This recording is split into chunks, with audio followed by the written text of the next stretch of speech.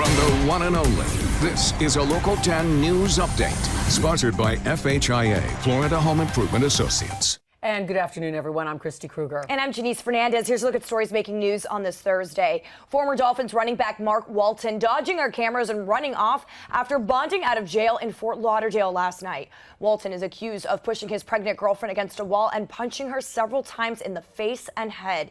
He is facing an aggravated battery charge, but denies the allegations. This is Walton's fourth arrest this year. A police officer is in the hospital today after a hit-and-run crash in Miami. It happened on North Miami Avenue at 54th Street last night.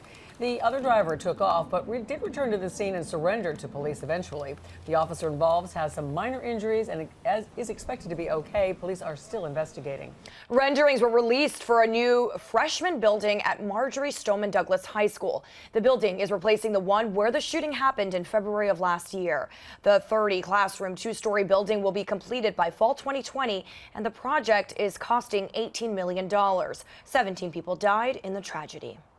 Listen to Local 10's podcast, The Florida Files, wherever you are, whenever you want. Just say, Alexa, play the Florida Files podcast. Getting the latest episode of Florida Files. Here it is from TuneIn. Previously on the Florida Files. Or just ask Siri, I want to hear the latest Florida Files podcast. Here's the newest episode of the Florida Files. Get the Florida Files on Alexa, Google Home, or Apple devices just by saying, play the Florida Files podcast. The Florida Files from the one and only Local 10.